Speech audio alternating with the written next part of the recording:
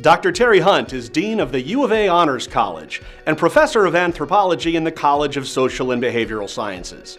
Dr. Hunt earned his bachelor's degree at the University of Hawaii in 1976, his master's degree at the University of Auckland, New Zealand in 1980, and his Ph.D. in 1989 from the University of Washington.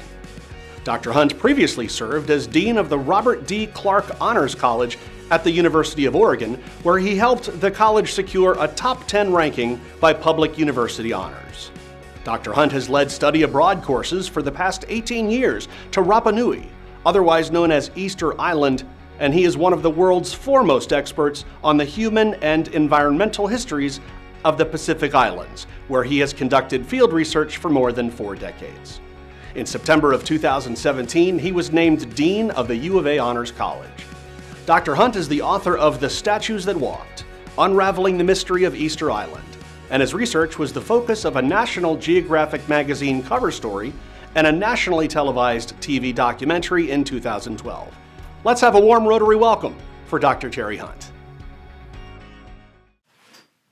Greetings and thank you to Rotary Club of Tucson for the invitation. Thank you to Bob Logan for inviting me specifically. It's a pleasure to share with you our approximately 20 years of research on Easter Island, or Rapa Nui, as I will often refer to it, the native name for the island. Well, Rapa Nui has really caught the intrigue of people for centuries. It is a very small island. It is a very remote island, as you see in this slide. It is about 2,500 miles from the coast of Chile. It's another 2,500 miles to the island of Tahiti in French Polynesia. It is truly remote. And as you can see in this Google Earth image, it is also very small. It's about 10 miles by 6 miles, and as you can see in this aerial view of the island, you can see the whole island here. It's also fairly low, and most of it does not have forest, but in fact, grassland. The island, of course, is famous for nearly 1,000 giant statues. Giant statues that were carved mostly from a single quarry and then taken to every part of the island. These multi-ton statues were erected on platforms known as ahu, and so they had to be transported and then raised onto the platforms where they were displayed. Rapa Nui, or Easter Island, really presents a paradox because it is a small island with very few resources. It is very remote, had a relatively small population, and yet nearly 1,000 statues were carved, nearly 600 of them were transported for display, and some of them even had multi-ton hats put on top of the statues, as you can see in this slide. These giant statues on this small, remote, and impoverished island have perplexed visitors for years. Well, as I mentioned, we've been working on the island about 20 years, and one of the remaining mysteries has always been, how were these giant statues transported? The other kind of underlying mystery is, why did people engage in this kind of activity? Well, my colleague Carl Lipo and I, as we began work on the island, we promised each other that we would never research the transport of the statues. We felt like it was really in the domain of kind of the crazy, as you see in this slide. We were not going to engage in pseudoscience or wild speculation. We thought that we should focus on things where we would actually know the answer. So committed to not studying how the statues were transported, let me give you some background. In the 1950s, 1955 to be precise, Thor Heyerdahl brought a team of researchers to Easter Island, and they conducted a lot of research. And Heyerdahl, of course, like other researchers and visitors, was interested in how these multi-ton statues were transported to every corner of the island. He proposed a sled-like device, like you see in this photo from the 1950s, that statues would be placed in a horizontal position and then sort of dragged with ropes over a rather rough landscape. By the 1980s, a Czech engineer named Pavel had experimented with kind of levering the statues in a horizontal position, levering over logs, rolling them. And they were able to move a statue facsimile a little bit. And they could also demonstrate that leverage using poles does work a little bit. By the 1990s, as you can see here, you have kind of a hybrid of Heyerdahl's sled placed on top of rolling logs to provide the motion for the sled over the landscape. So sort of 2 or 3 layers. And again, the statue is moving in a horizontal position. Well, again, we're not going to study this. We are just going to focus on the kinds of things where we can come to conclusions that we're comfortable with in terms of science. Well, over the years, we began work on the island with students from, I was at University of Hawaii, and then before coming to Arizona, I was at University of Oregon. And I took students every season along with my colleague, and we did lots of field work on the island. And one of our projects was to document the nearly 1,000 statues found all around the island. We used high-precision GPS and located and described and analyzed nearly 1,000 statues. In this slide, you see a high-precision GPS unit with a statue, and then we had a recording protocol that would give us a large database with many details for the statues. This detailed recording of the statues allowed us, with a few years of field work, to create the map that you see in this slide.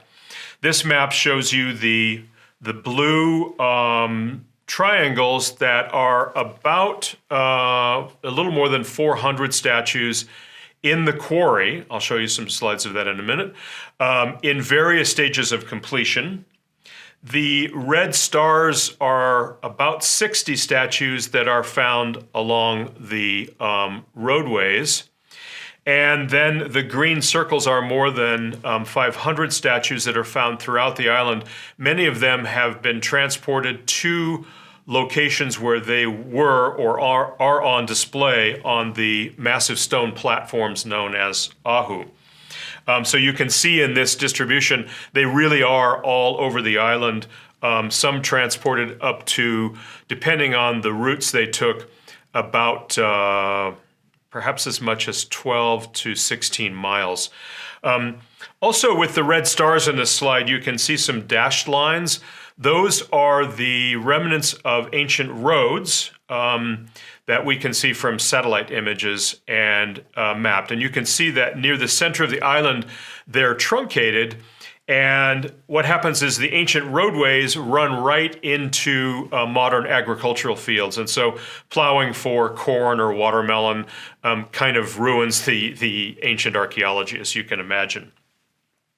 Well, let me show you kind of the sequence of statue production and the evidence of transport that we were looking at. This is the statue quarry at Ranoraraku.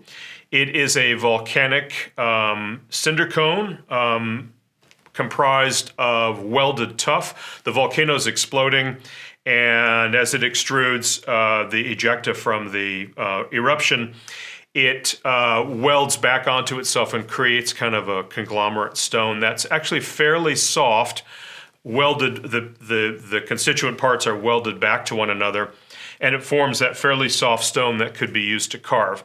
You can see in this slide, the cinder cone has areas of that have been worked to extract statues. And then on the slopes, you see statues standing along the base of the steep precipice there. These are statues that were carved out of the bedrock, brought down the slope. And it's the reason why people talk about the heads of Easter Island when they're not actually heads, they're bodies or torsos. Here's, in this slide, you can see a relatively small statue being carved right out of the bedrock. You can see on the left there, you can see the chin and the nose and the long ears. Here's another view, kind of like an Escher print of statues being carved out every which way out of the bedrock. And you can see above the profile of the statue in the back, the carving right into the bedrock to remove the statue. Here's another view in the quarry of statue being carved right out of the bedrock. So you can imagine the amount of work. And here from a drone shot, we do a lot of our work now with mapping with drones and making 3D models.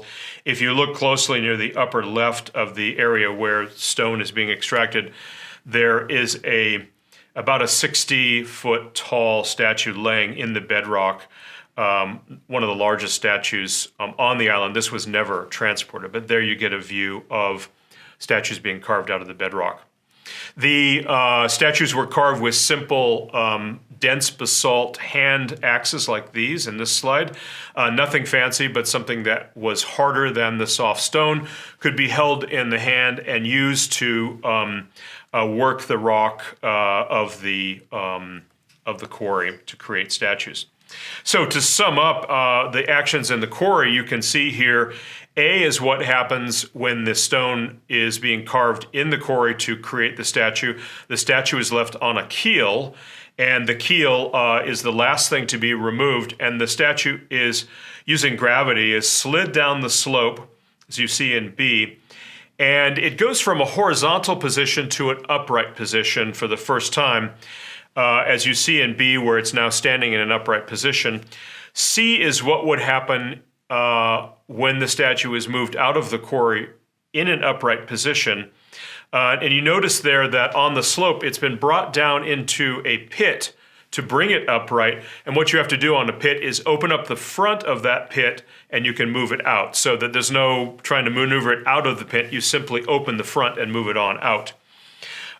D in this slide, again, is why people call them heads. D is what happens when your statue's in a pit, the project's never finished, the pit naturally fills in, and you have a head poking out of the slopes of the quarry, like you saw on the previous slide. So C in this shows a vertical position, and I'll show you a little more about that in a minute. Along the roadways, as you see here, this is a drone shot, a pretty large statue face down, and there's my co-author and colleague in the upper right of the slide for scale. You can see how big that statue is. And we see many of these face down. In this slide, we see a statue face down and the head is broken, an important clue. Also see the size of that, and it's coming right out of the slopes of the quarry there. Well, we noticed some interesting evidence from these statues. The statues are called moai, and so we'll talk about the Moai Roads here. We see breakage patterns in these statues on the transport roads, and many of them are broken, and the piece that broke, say from the neck or part of the head or at the shoulders, can be a few feet away from the body. Now, that provides an interesting clue, because if you are moving a multi-ton statue on its back in a horizontal position, how on earth did it get face down with a piece broken off a few feet away? You're already thinking, well, wait a minute, that sounds like it fell from a vertical position and the piece that broke bounced a little bit away from the body, something that would not happen moving it on rollers. And you can see two examples here. The other thing that we see on the Moai Roads is something very interesting that you notice kind of slowly, and that is that when statues are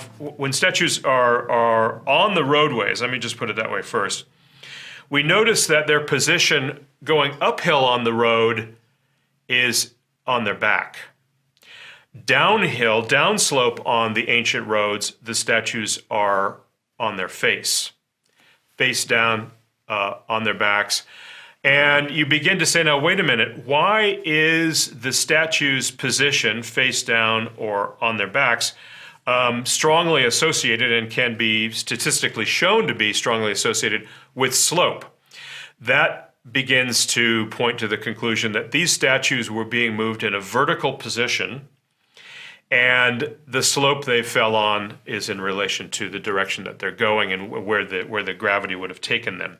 So to sum up on that, here's a graph. Statues going downhill on these prepared roads, face down, going uphill on their backs.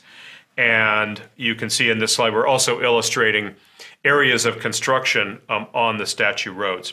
Now, the statues then have to get to a platform. Many of these are along the majority of them are along the coast.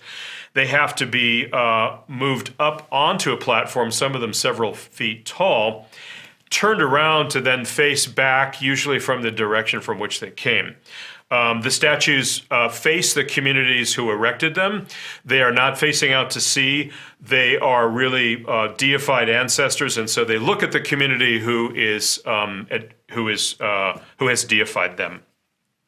Now, as we were working on this, and remember, we were not going to study Moai transport. We were documenting the details of the roads and the statues on them, and this evidence began to accumulate. And we kept saying, maybe we shouldn't be looking at this, but here we go.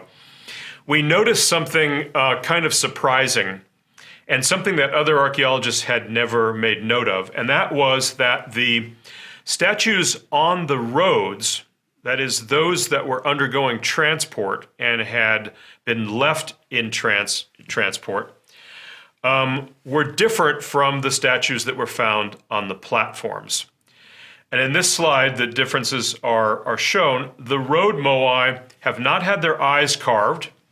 The road Moai have a lower center of gravity, usually in the lower half to lower third of the statue. And quite importantly, the base of the road Moai, or the Moai being transported, have a forward lean of usually around 15 degrees.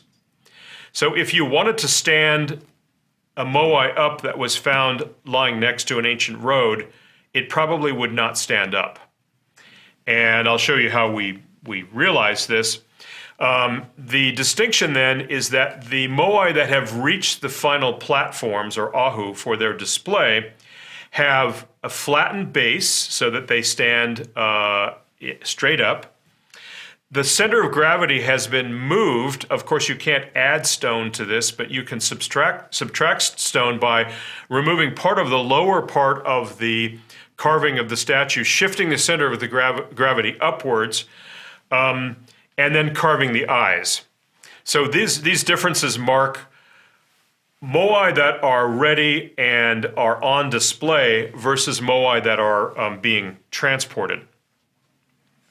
In this slide, you can sort of see the cartoon version of the road Moai, heavier toward the bottom, forward-leaning, no eye sockets carved. And then to the right, the ahu, or platform Moai, the base has been flattened. The weight has been taken out of the lower part of the statue, so it goes from kind of bowling pin shape to slimmer, and then the eyes have been carved. Well, this is what we knew as we were writing our book, The Statues That Walked. And originally, Carl and I did not want to write a chapter about how the statues were transported.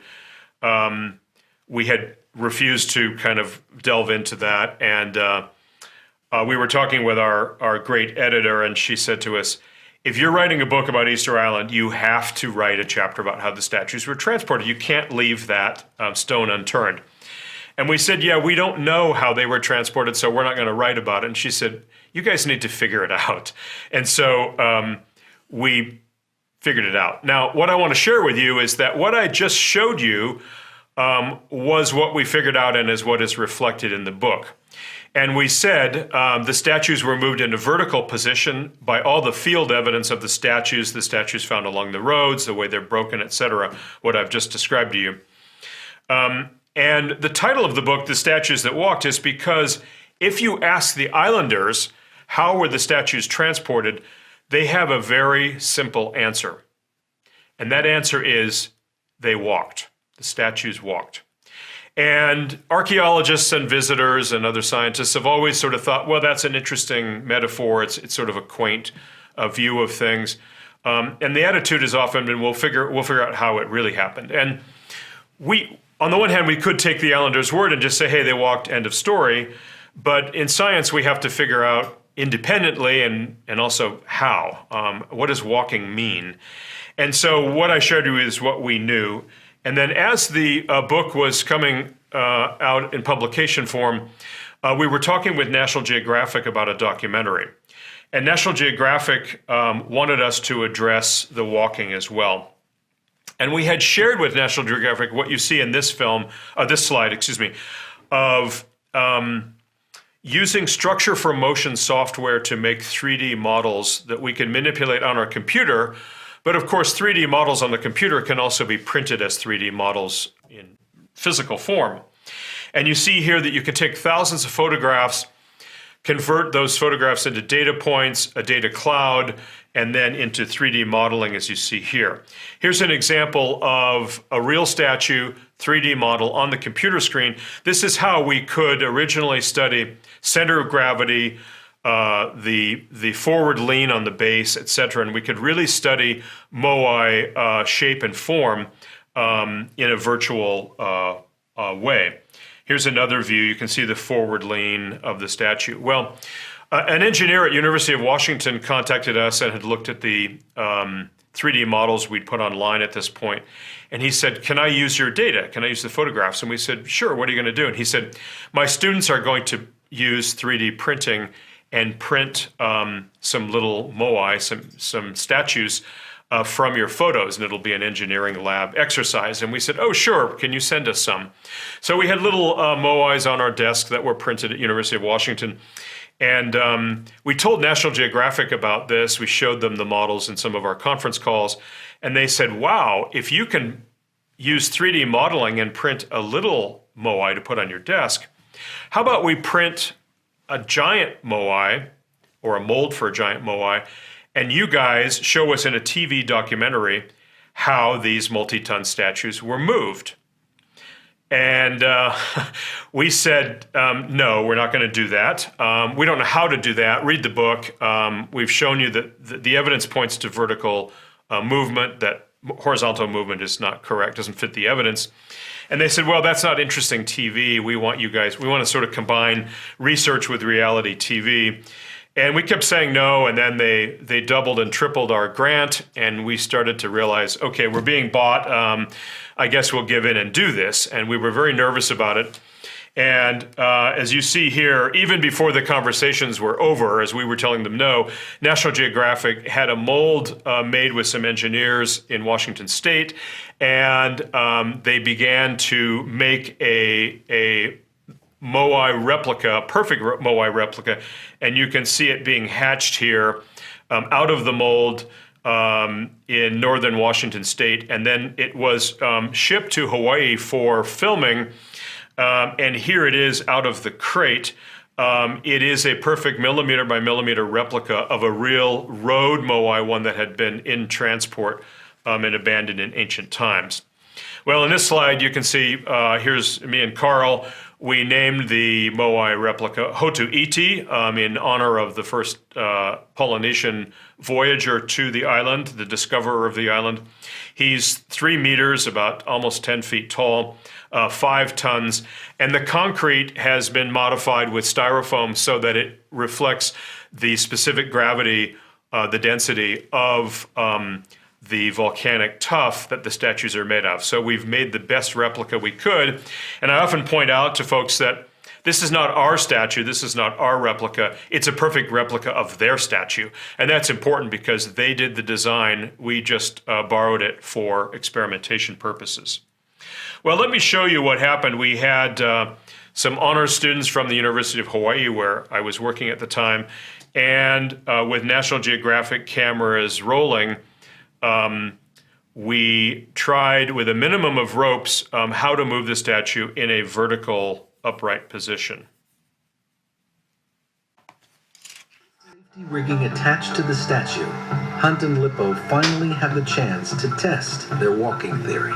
Starting out with Team A, I want you to pull just the harder you keep it constant, see if we can rock it a little bit.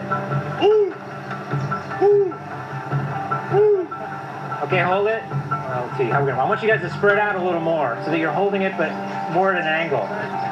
Does this get harder or it's about the same? Easier? Easier at this angle? I want you to pull team A to pull to see what happens. Pull. Okay. All right, hold. How's that?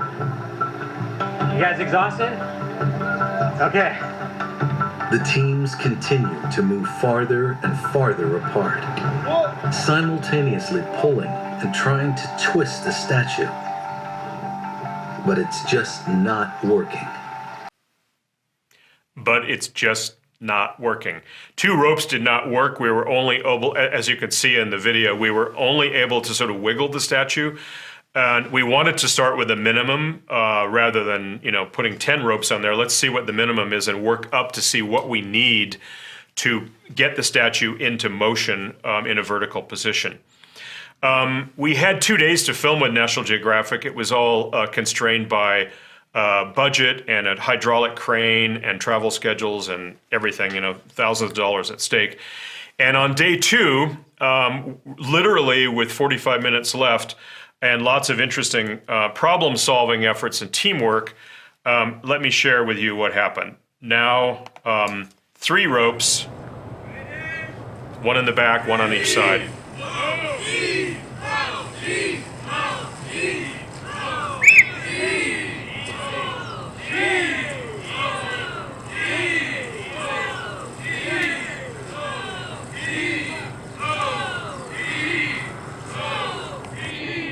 Okay, that is walking. 1 rope in the back, 1 rope on each side, and the people on the sides get the statue rocking to create a pendulum effect. The people in the back are letting the statue fall forward slightly, and the center of gravity shifts from side to side with a controlled fall forward, exactly how we describe walking in human physiology or in physics.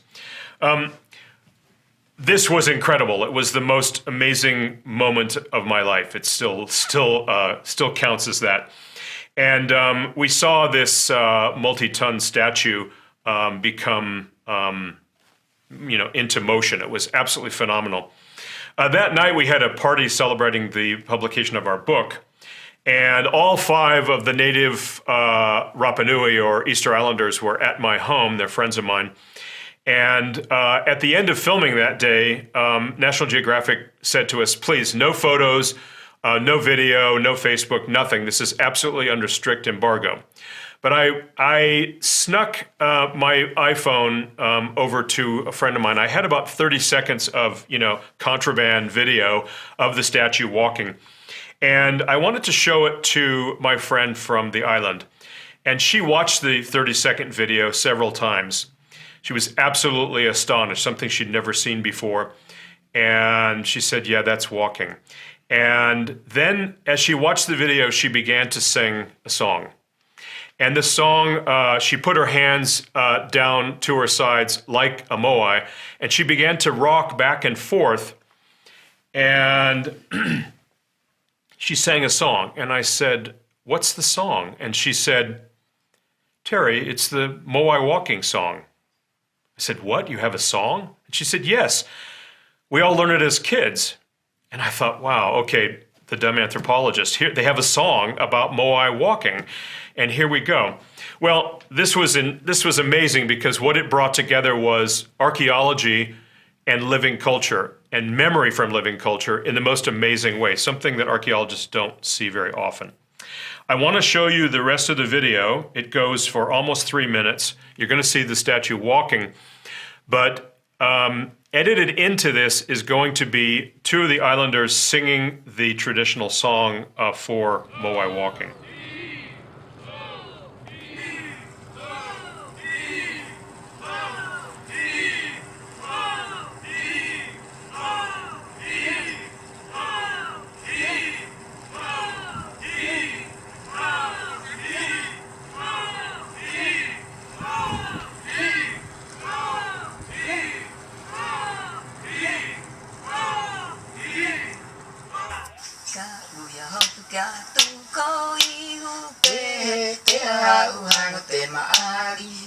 uia hotu kia tuko iu te te uhanga te maari me ma ori ori tuko iu me haka ere ere moai me ma ori ori tuko iu me haka ere ere moai me ma ori ori tuko iu me haka ere ere moai me ma ori ori tuko iu me haka ere ere moai ko papa ahiro ko papa kirangi moai tau aro o te ariki ko papa ahiro ko papa kirangi moai tau aro o te ariki me ma ori ori tuko iu me haka ere ere moai me ma ori ori tuko iu me haka ere ere moai ka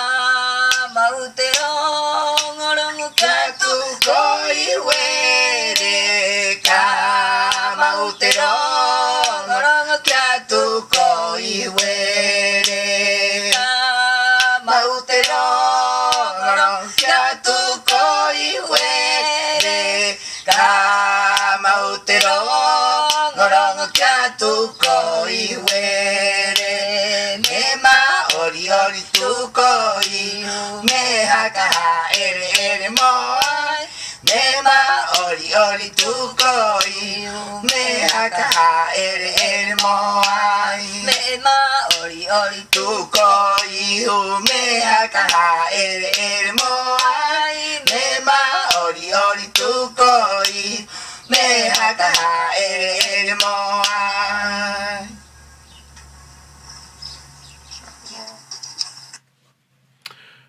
Again, that's Moai. That's a Moai walking, a multi-ton Moai walking. We were in a second session, not filmed by National Geographic. We were able to time the movement of walking the statue. We were able to move it about 100 yards in 40 minutes. We were able to move a 5-ton statue with 18 people, 4 on each side, 10 in the back. The work in the back is hard because you're trying to hold a statue up that is leaning forward. We were able to walk uphill, downhill. We were able to turn it around. We were able to do all the kinds of things that the ancient islanders would have done. This really requires kind of engineering genius rather than brute force, and it tells an important story about the island. We made the cover of National Geographic in July 2012. And it's been quite an adventure in sharing this research with the world and with science, and also with the native islanders whose history has often been portrayed as something catastrophic, when in fact they had a sustainable life on the island and they did a lot of amazing things. So thank you very much for your attention. I look forward to seeing you in person sometime. Thanks. Well, that was just amazing. Dr. Hunt, thank you so much for taking the time to come in and join us today. It makes me want to go to Easter Island. And kind of funny story, the other night on the news, they had a piece of, if you've ever been to the hut down on 6th Avenue or 4th Avenue, you've seen the big, well, now I know what it is. It's right here. It's a Moai, right in the front courtyard of the hut, and they have a mask around the face. So they're doing their social distancing there. Dr. Hunt, we do have a tradition within the Rotary Club of Tucson where we have a book that we ask you to sign to go on our Make Way for Books library. And I think we found absolutely the perfect book for you and your presentation. It's called 20 Fun Facts About Easter Island. So enjoy, and thank you very much for coming again.